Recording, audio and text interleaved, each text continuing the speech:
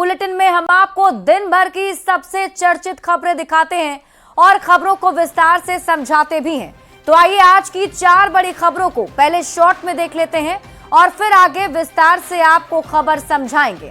सबसे पहले आज बुलेटिन में आपको बताएंगे, समझिए तेजस्वी के चेहरे पर कहां फंसा है पेंच। महिला संवाद कार्यक्रम की वजह आपको समझाएंगे, कहां मिली अवैध गन फैक्ट्री ये भी बताएंगे और साथ ही रांची एयर शो की झलक भी आपको दिखाएंगे।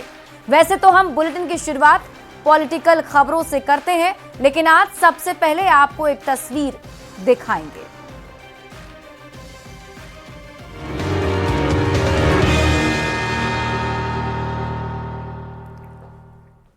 सबसे पहले आपको ये तस्वीर दिखाते हैं, जमशेदपुर के साक्षी बाराद्वारी हिंद आश्रम में टाटा स्टील का वाटर मेन पाइपलाइन फट गया और इस पाइपलाइन के फटने से पानी का फव्वारा 5वीं मंजिल की ऊंचाई तक पहुंच गया। ये तस्वीर आपके टीवी स्क्रीन पर एक्सक्लूसिव दिखा रहे हैं। पानी की वजह से आश्रम के कई घर टूट गए, साथ ही आश्रम में रहने वाले घरों में लाखों लीटर पानी घुस गया। इससे खाने पीने के सामान के साथ कई घर के सामान का नुकसान हुआ है। लोगों ने भागकर अपनी जान बचाई और इस दौरान कई लोग मामूली रूप से घायल भी हो गए। पूरी बस्ती में अफरा तफरी का माहौल रहा। सूचना मिलते ही जमशेदपुर पूर्वी के विधायक पूर्णिमा साहू के विधायक प्रतिनिधि गांधी आश्रम पहुंचे और कंपनी से बात कर पानी को बंद कराया। साथ ही प्रशासन से बात कर मुआवजे देने की अपील भी की है।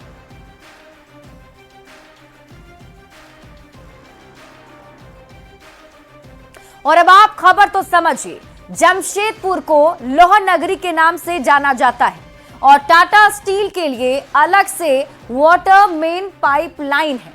ये पाइपलाइन साक्षी बारद्वारी हिंद आश्रम के पास से गुजरती है और आपको बता दें कि साक्षी बारद्वारी हिंद आश्रम में मेन पाइपलाइन अचानक से फट गया। आश्रम में रहने वाले कई लोगों के घर में लाखों लीटर पानी घुस गया। आश्रम के कई घर पानी के जो प्रेशर है उसकी वजह से टूट गए और घर के सामान का नुकसान हुआ है। पाइपलाइन के फटने से पूरी बस्ती में अफरा तफरी का माहौल बन गया। ठीक से रखरखाव हुआ होता तो शायद ऐसी घटना नहीं होती। अब लोग प्रशासन से मुआवजे की मांग भी कर रहे हैं और साथ ही साथ विधायक के प्रतिनिधि जो है उन्होंने प्रशासन से अपील की है कि मुआवजा दिया जाए। बढ़ते हैं आगे और बात अगली खबर की। पटना में हुई महागठबंधन की बैठक में भले ही तेजस्वी यादव को सीएम उम्मीदवार का चेहरा नहीं घोषित किया गया, लेकिन आरजेडी के सांसद मनोज झा का कहना है कि तेजस्वी के चेहरे पर सवाल करना ही गलत है। तेजस्वी का सीएम उम्मीदवार बनना तय है। इस पर एनडीए के नेताओं ने तंज कसा है। सबसे पहले आप रिपोर्ट देखिए, फिर खबर तो समझिए। यादव जी ने तो जो बिगुल फूंक दिया उसकी लकीर लंबी है।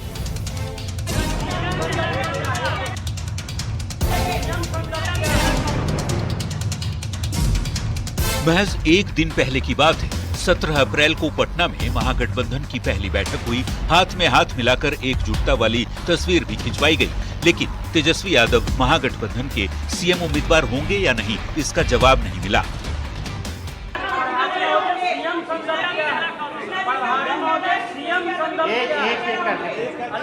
सीएम संदर्भ क्या है वो क्लियर करिए, आपको चुनाव में जाना है।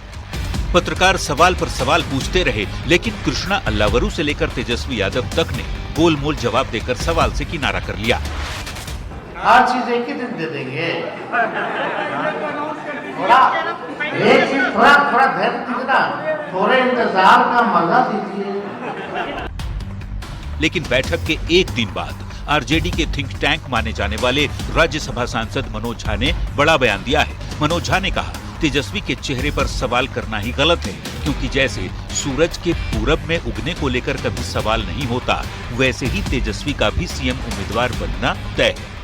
लेकिन सार्वभौमिक सत्य पर सवाल नहीं होते हैं। जैसे sun rises in the east, इस पर कभी सवाल होता है क्या?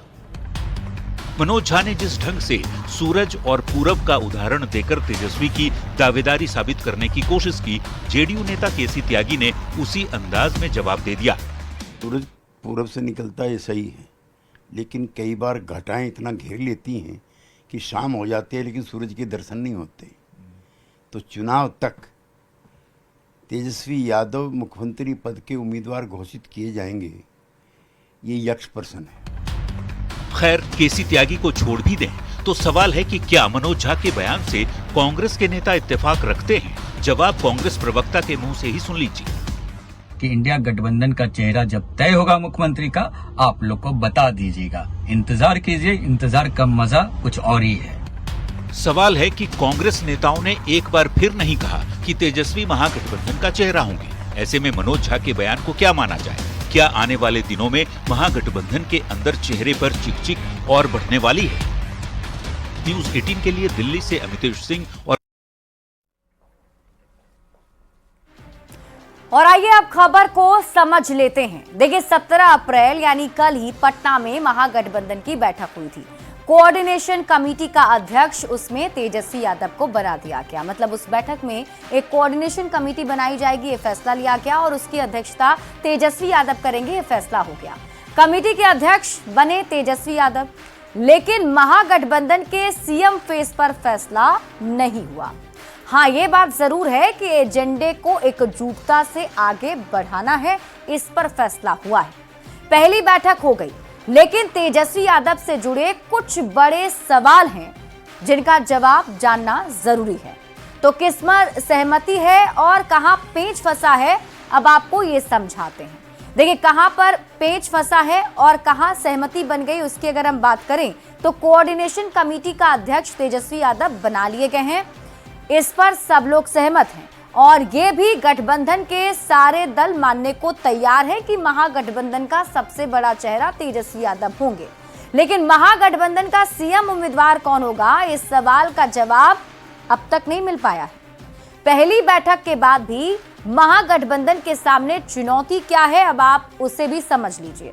देखिए सभी पार्टियों में तालमेल बनाना, इसके साथ ही सबसे बड़ी बात सीट बंटवारे का पेंच सुलझाना और सबसे बड़ी चुनौती है सीएम फेस पर जो खींचतान चल रही है उसे खत्म करना। क्योंकि बिहार विधानसभा चुनाव 2025 में मुकाबला बिहार में दो गठबंधन के बीच है, एनडीए बनाम महागठबंधन, ये साफ हो चुका है। तो ऐसे में दोनों ही गठबंधनों को की जो हकीकत है उसे अब समझना जरूरी है।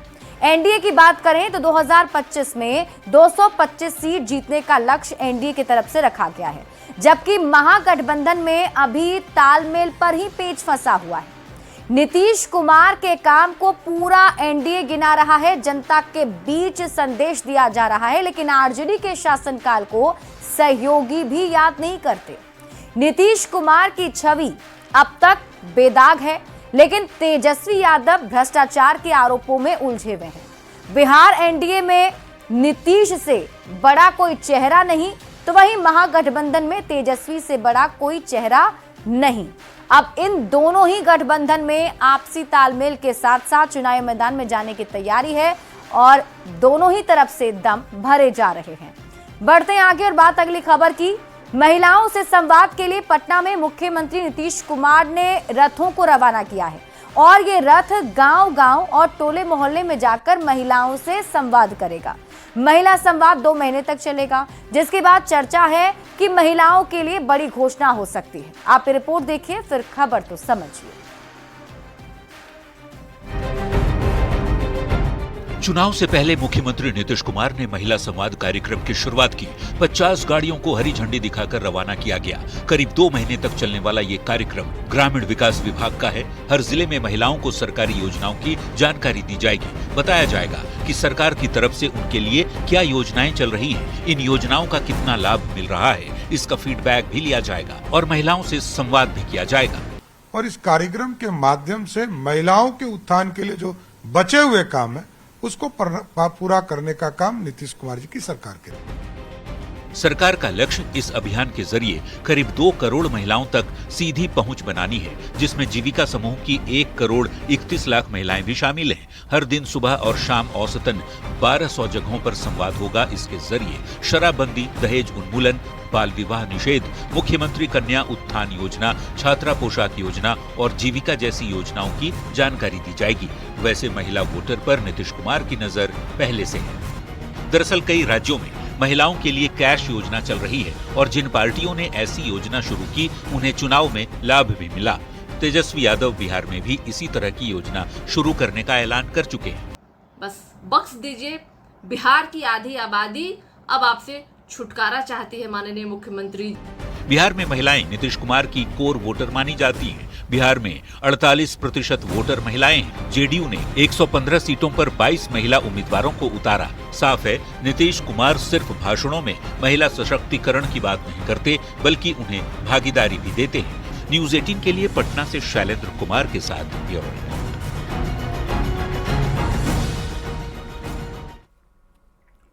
और आइए अब आपको समझाते हैं कि महिला संवाद कार्यक्रम आखिर क्यों हो रहा है। दरअसल कई राज्यों में महिलाओं के लिए कैश योजना चलाई जा रही है। महिलाओं के लिए योजना शुरू करने वाली पार्टियों को चुनाव में लाभ भी मिला। मतलब जिन जिन पार्टियों ने महिलाओं को फोकस में रख के योजना की शुरुआत की, उन्हें चुनाव में लाभ भी मिला है। अब आपको बताते हैं कि किस राज्य में महिलाओं के लिए कैश योजना की घोषणा हुई और उसका लाभ चुनाव में मिला। सबसे पहले कर्नाटक में कांग्रेस ने गृह लक्ष्मी योजना से 2000 रुपए देने का वादा किया। चुनाव हुए और चुनाव के बाद राज्य में कांग्रेस की बहुमत के साथ सरकार बन गई। इसके बाद मध्य प्रदेश में शिवराज सिंह चौहान ने लाडली बहन योजना की रकम जो है उसे बढ़ाकर 1250 रुपए कर दी। मध्य प्रदेश में अप्रत्याशित तरीके से बीजेपी सरकार की वापसी हो गई। फिर महाराष्ट्र में भी बीजेपी ने इसी फॉर्मूले पर काम किया और महाराष्ट्र में भी चुनाव के दरमियान लाडकी बहन योजना में महायुति की सरकार ने हर महीने 2100 रुपए देने का वादा किया। बीजेपी का महायुति गठबंधन सत्ता में लौट गया। वहीं झारखंड में हेमंत सरकार ने भी मैया सम्मान की राशि 2500 रुपए कर दी और फिर से झारखंड में जेएमएम की सरकार बन गई।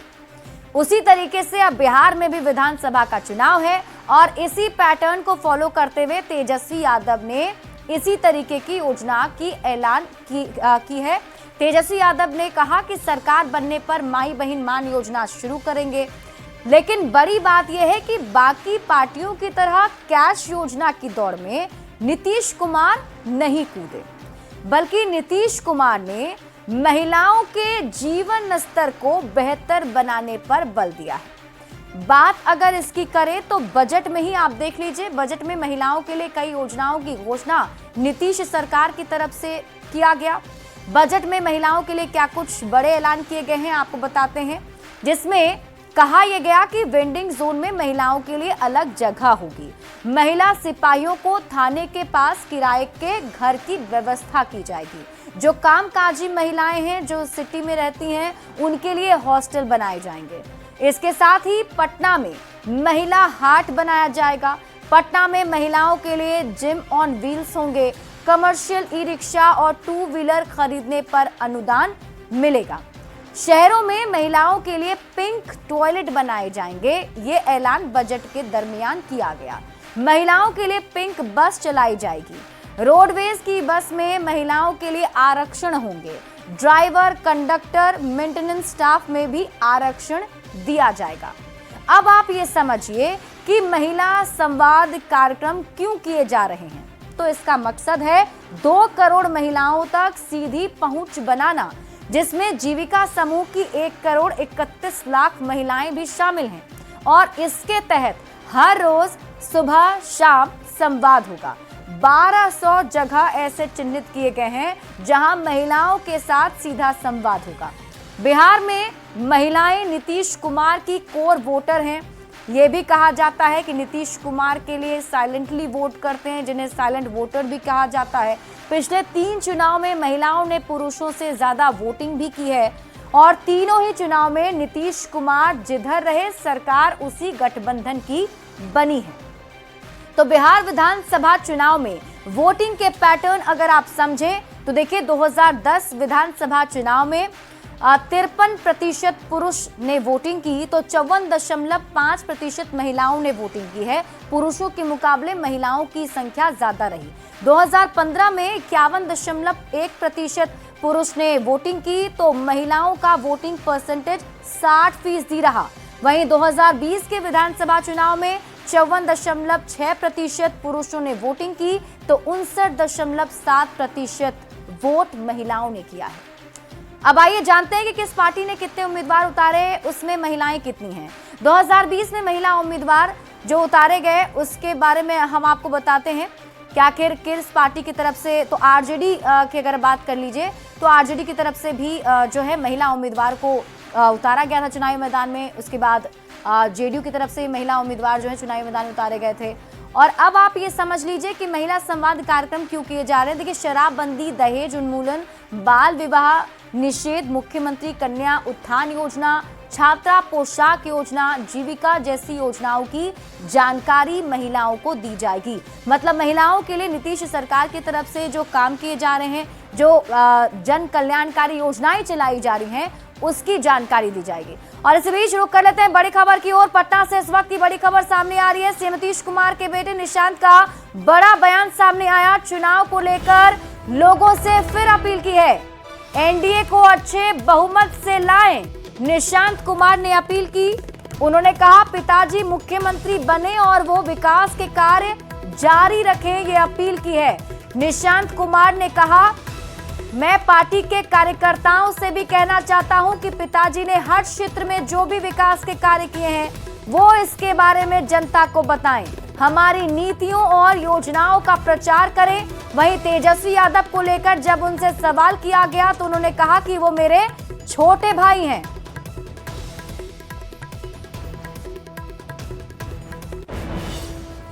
देखिए, आप सारी जनता को अपील करता हूं बिहार की कि अब इलेक्शन होने वाले हैं, तो आप लोग एनडीए की सरकार बनाएं और अच्छे बहुमत से लाएं एनडीए को। पिताजी सीएम रहें, फिर से विकास का काम जारी रखें पिताजी। तेजस्वी आपकी बड़ी तारीफ करते हैं। आज तक आपका कभी खुल के कभी मैंने विरोध करते हुए नहीं देखा। जब भी बोलते हैं तो बोलते हैं अच्छी बात है कि निशांत को राजनीति में आनी चाहिए, पार्टी को। तो कैसे देखते हैं, मतलब अलग पार्टी में रह के भी इतनी तारीफ? ठीक है, हमारे छोटे भाई हैं, उनका स्नेह ऐसा कहते हैं तो अच्छी बात है। जिस तरह से वो राजनीति करते हैं, वो भी अपने आप को मुख्यमंत्री के दावेदार मानते हैं, तो आपको लग रहा है कि जनता देखेगी? अभी जनता के दरबार में चलते हैं, वो जनता डिसाइड करेगी क्या करना है। लोग कहते हैं जनता के दरबार में चलते हैं, जनता फैसला लेगी कौन अच्छा है क्या है। भविष्य में आप दोनों भाई मिलेंगे, मतलब तेजस्वी और निशांत के? अरे ऐसा क्या, यंग है। अरे ऐसा क्या। एक अंतिम सवाल, वो आरोप भी लगाते हैं आपके पिताजी पे उनकी तबीयत ठीक नहीं है, उनको हाईजेक कर रखा है। सब ठीक है, हम सब एकदम 100% स्वस्थ हैं। पापा आराम से 5 साल सीएम रह सकते हैं, आराम से काम कर सकते हैं, सक्षम है। बनेंगे सीएम वही इस बार भी। तो एक पोस्टर भी लगा है 25 से 30 फिर से नीतीश जी। ठीक ही है, ठीक ही कहते हैं। बिहार की जनता से अपील है कि देखिए 2010 में जैसे हमारी बहुमत आई थी एनडीए को, तो ऐसा उसे भी बेहतर दें। इस बार तो हम लोग को 43 सीट पे थोड़ा सा संतोष करना पड़ा। तो हम अपने सारे पार्टी के कार्यकर्ताओं को भी कहते हैं कि देखिए पिताजी ने जो किया है 20 साल में, जो उन्होंने डेवलपमेंट किया हर सेक्टर में, शिक्षा, स्वास्थ्य या कोई भी सेक्टर ले लीजिए, तो वो जाके जनता को क्लियर कट बताएं कि हाँ पहले क्या था, 2005 में बिहार क्या थी, क्या स्थिति थी उसकी, और अब क्या है। तो वो जाके जनता तक पहुंचाएं, हमारी नीतियों का, पापा की योजनाओं को प्रचार करें, ताकि लोग समझें कि खाली विकास तो हो रहा है लेकिन थोड़ा सा आंकड़ों में बताएं कि हाँ हमने ये किया है, उस समय ये था। तो उसको जनता तक पहुंचाएं और जनता ये बात जाने तो फिर हमें वोट करे।